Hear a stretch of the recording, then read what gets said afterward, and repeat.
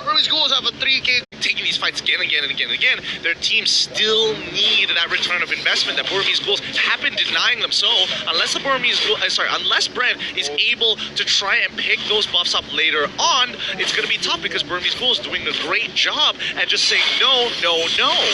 Oh no, Rebo here getting jumped on. Nice, Yin over there to swap underneath the turret. There's a lot of damage. Fatal links by Lusty, and Ruby DD still stands. Way of the Dragon, but he will not survive. That's going to be 2 for none here on the side of BREN Esports. Some room to breathe for all of us. I mean, I took off my blazer already. This has been a really intense game here. I feel like I am just sweating all the time at this point. Oh boy, yes. So coming into this game, and more importantly, we can talk about some important factors here while we're at the in-game pause. We can see that number 1, Cartesi, yes, he is starting to get ahead here off of the over-aggression coming in from the Burmese schools. However, you have to kind of commend them here for the side of BG, because now they're not playing as nervous. You can definitely see a little bit of their previous form.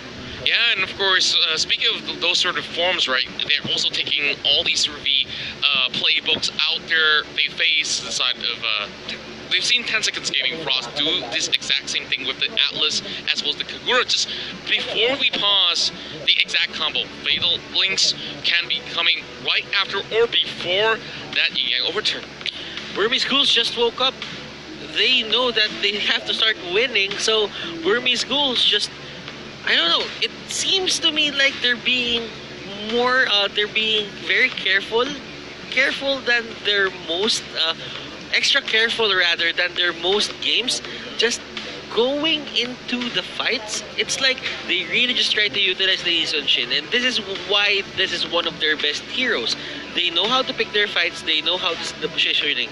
Now, for the side of the Cho, he's been winning it a lot, he's been catching rebound a lot, but that two-man, that skirmish on the bottom lane, which they won, I don't really know what kind of effect will it have for BREN Esports, but it will stop Burmese schools from being aggressive for the meantime. It keeps BREN in the game for sure. For sure. And seeing how this draft has come to fruition, again, you see the intention before they locked it in, and now the execution. It's definitely divide and conquer. That's the only way that they can make this work. And right now, going back into the game, we are still sitting at 3-4, about a 2,000 gold lead for the Burmese ghouls. And yeah, that's 2 turrets ahead. Hold up, fight already breaking out. Now wasting time, maybe. Dash is on out of the way.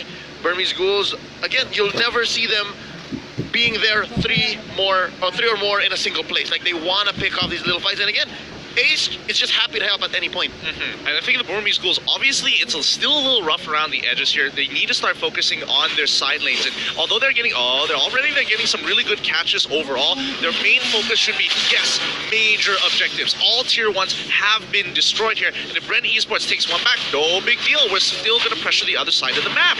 This is the Burmese schools that we all know, and this is the Burmese schools that their fans really love. This early game domination, this is a trademark of the Burmese schools. Oh, this fight is already broken out. Imperial Justice by maybe. There's the Fatal Links by Lusty, but there's no damage present. Flat easy, Black Dragon form, drawing a line that he's enforcing. Nobody goes through here. Carl Teasy is busy farming. That's going to be killed with the Duran. So yeah, he can start going into Flapteasy and make sure that Flapteasy doesn't even heal off of the killing spree now. Orange. Oh, I think it gets stolen away from Carl. Wow, D is doing a really great job here. Few gets absolutely chunked out. A solo kill down a bot side. Flapteasy, what happened? Oh, he had Kid nearby. Okay, that makes a little bit more sense. This is tricky for the side of BREN Esports. This is the winning form of the Burmese ghouls now. For Flap, he should be a bit more careful. If the enemy knows that he doesn't have the Black Dragon form, that is an automatic engage on his side. Yep, permission to attack, sir. Permission to attack. Oh, that's going to be a catch onto Few. Electo Final Blow using the iframes to get on out of there.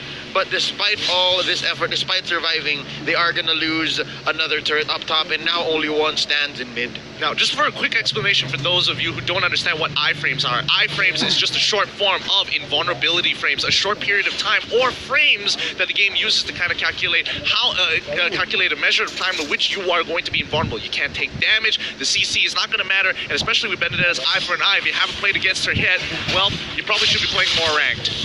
this is a high-level game, and one of the signs of or symbols that it is a high mechanic game is look at the kill score. 4 8 minutes in.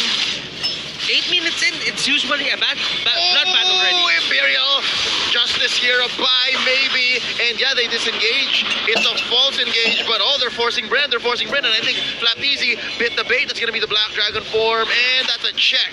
All right, no ult on Flapteezy. We can go the next time around. Oh my goodness, they have insurance policies for the side of Gourmet Schools. The moment maybe is deciding, okay, maybe I should go for the Imperial Justice, he's allowed to go. Ace quickly uses his mountain shotgun to give him a double confirmation whether to keep on going or to pull back out. And as soon as he did that, he saw, 4 members of BREN are already too nearby. We gotta back on out of there. Now, BREN Esports, they're clearing the minion waves. I'll give them that. But Burmese Ghouls, they are setting up well for this Lord. Now, looking at the items here of Carl Teasy, he only has the Demon Hunter's sword. The sword, the Golden Staff will come out in just a bit, but still, look at the items of Ace. He is with the Blade of Despair and a newly built in this battle. Honestly, look at the items of D. He, instead of going defensive, he's like, no, let's fight, bros. Give me that Bloodlust Axe. Give me that Blade of Despair. I want to be able to take you on 1v1. If it's a 1v4, even better, just more healing for me. And this is, let's say this is a Kagura special. She's one of the heroes that can do this. She can send the umbrella to a nearby brush to just check who is in that area, and that eliminates the element of face checking for the celebrating sports. And they face check into this Lord. They Flapteezy Black Dragon form. Imperial just already spent in by maybe. D gets blasted down. Rebo gets the kill, and I think Carl Teasy as well used the Blazing Duet to clear that wave and win that fight. That's one pick off, which gives Burmese Schools the sign, hey, Lord is not safe, we back out of here. So, oh man, I honestly believe almost 100% Kid misclicked the Circling Eagle on the wrong target there. No way would you ever want to use it on Flapteezy. You know what, Kid, the moment he went down, every single Burmese Schools player just went back and reset the Lord. And that is the discipline that got them into this Grand Finals. I can only imagine what the comms sounded like, but yeah, Lusty is going to get hit by the Imperial Justice and walk away, but no real follow-up from here on out. But it just means that the rest of BG are going to be able to take this out, and now the fight begins. That's going to be a takedown onto Lusty. Mountain Shocker here, going to be disincentivizing them. Sticking together, Caldeezy picked off by Ruby DD. Few taken out by Ace, and now Flapteezy, the only one left, because Rebo's going to back out. It's a double for Ace, a 4 for none, plus the Lord. Rebo's sweating it. Burmese Ghouls. That is one of their trademarks. They go for a very sneaky Lord, and after that, you can see Ruby DD just playing his game. He catches out Carl, punishes Carl, and now Carl's farm can't be felt just because he's respawning. 11k and Ace, he's going to be able to take out one more inhibitor. Rebo getting hit by literally everything. He quickly goes for the close umbrella to quickly transport himself, but Lord on towards the top side. All 3 inhibitors are done. Perfect match has made a links. This could be it. BREN come in with an amazing blazing weapon. They got to get rid of that Lord. If Lord doesn't go down, then they might lose. Thank goodness BREN turned this around. 10k down. An amazing play coming in from Lusty. Hashtag thank you, Lusty. That was too close for comfort. If only the members here on the side, they are forcing to go to that middle lane, but Atlas, Lusty finding that opening. Oh, that's so good. That literally saved them the game right there. The 10k down, they wouldn't have won any other way. Flapteezy, oh no, D actually missing the last hit there, and I think he might have been pretty close to killing Flap there. But overall, great job. BREN need to kind of hold on. They need to do what Burmese did in the previous game, which what they were supposed to do, which is hold out and allow them. Circling Eagle here pulled by Kid on a blazing duet. Caldeezy, D coming in. Carl is in trouble. That's gonna be maybe taking him down. And the Imperial Justice makes sure that there are no survivors. Flapteezy cordoning off the rest of Burmese Ghouls from their base. But he gets bursted down here by Ace. 2 for none already. It's looking grim for BREN Esports because the Burmese Ghouls have once more woken up. They are ready and they're looking for the finish. Yes, and Burmese Ghouls, this looks like a 2-1 going. This is a 2-1 going to the side of Burmese Ghouls. BREN Esports. They made a bit of a complex lineup there.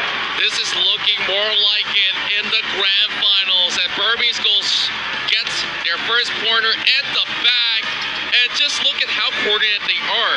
And once they establish control, they set up checkpoints inside the jungle, making it definitely harder for the side of BREN Esports to bypass. But that real sneaky lure really got them the game. Yeah, they really abuse power spike mechanics there, knowing that 2 items, and especially with Hunter's Machete just fully stacked up and can actually allow him to solo the Lord with no issues whatsoever there.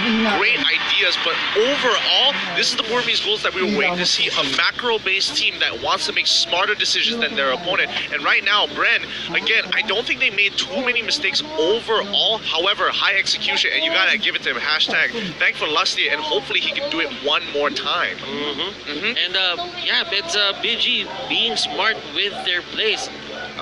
BREN has the Atlas, then don't go for the 5-man fight. Just keep it as skirmishes, divide the team fight, and just win from there.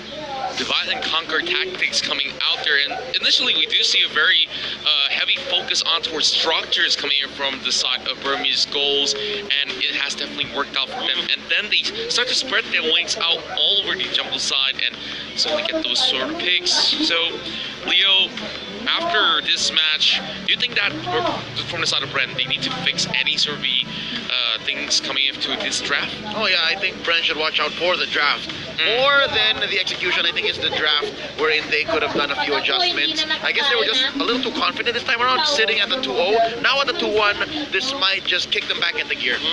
That's right. Let's see what's the secret sauce right here, because LaFell as well as Wolf will break down the formulas out there. And, well, analysts, we're going to be talking about all of this. Just, of course, gets all the secrets out. Thank you very much. And right now, we can definitely see that the break was well used, because right now, Burmese School, they look very, very well refreshed, and they look very, very strong in the game. Now, of course, there's a lot of things to talk about, but before that, my name is Opel, this is Wolf. Now, we are talking about drafts, you know, like, all right, the Diggy has been banned, but why was banned from BREN Esports that really changed, changed everything? You know, I think that this is more about the playstyle of Burmese Schools. They were reminded of their own playstyle. That's what I'm trying to say. And now they have understood that they will never get their hands on the Diggy, because that's just how BREN Esports works. They will completely shut down one specific hero that's signature from a team. And they respect you. They respect you so much. Diggy, for the 3rd time, first banned by BREN Esports. This time, however, Burmese Schools, they kind of needed a fix. So what they did was the Matilda. This is my own analysis and my own perception on how Burmese Schools approached this game number 3. So instead of going and relying for the Diggy, since it's already banned, they went in for the Matilda to make a hyper carry out of Ace. And boy, it was effective. And right now we will look at the atomization between both of this team to really see what is going on. And right now let's look at the Chow, because the thing is, I like what Ruby Didi did. Throughout this game, his kitty is not the best, but he is the reason Claude keeps getting killed.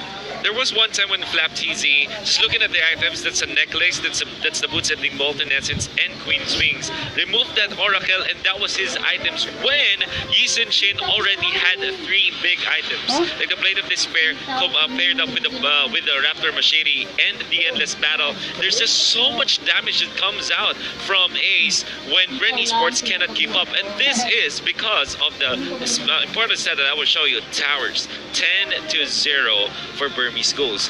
They have, how to say this, they have activated the hyper carry in Ace by 1, securing his lane, 2, supporting him all the way with this Matilda, and 3, getting the turrets for the team. Bonus goal that you get out of it, it just meant that Burmese Schools just captured their win condition much faster than BREN Esports did. Yeah, and looking at the items again, Flap TZ, he does not have the Bloodless Axe, almost like he's playing the Baxia again. So maybe it's something that he has to, because we've seen that, alright, Burmese Schools with the Diggy, they look really strong, and BREN Esports, I even said, like, okay, when there's a Baxia, it's definitely going to Flap TZ. It's not going to be a Lassie kind of hero. And perhaps that is one of the things that they have to adjust. Like, you're not going to get the Baxia again, probably, so you need to adjust to that. And Ruby DD, the itemization going on, basically an on-hit kind of build with the Blade of Despair, with the Blade of Heptasis, and Speaking of Ruby Didi's Chow, right now we're gonna look at the MVP of the game. It is going over to Ruby Didi with his Chow with a match KDA of 2-4. In this game, I would say that the kills are not that much, but every single player, every single individual, they did what they have to do.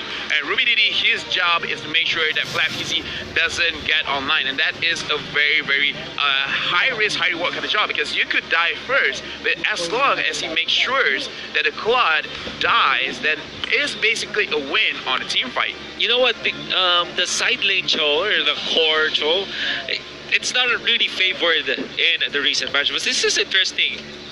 Like, this is probably one of the first ones that I'm seeing this kind of item, a build order for the Cho. He went for high and dry and went for all those pickup items. Blade of Despair, Heptaseas, and that really reflected on how important his role was. His goal was to eliminate one member of BREN Esports as much as possible. That instant -1 that we get coming out from Burmese schools that allowed them to take the team fights much better. I want to say, in addition, I don't like the decision of BREN Esports in this particular game to put that Kagura in the side lanes. Here's the thing, this is funny because when the draft was ready, we were talking, and I was kind of recommending Lapu-Lapu. It was picked up by Burmese schools, and then I said, okay, this is automatically Kagura. Then Claude was picked up, but that was a bug. And then we confirmed that it was Kagura. And I say, okay, wow, this is BREN Esports with a standard draft, a game that they can easily win. But Benedetta should be side lane, and Kagura should be in the mid lane. Why is it important to have that kind of laning configuration for BREN Esports?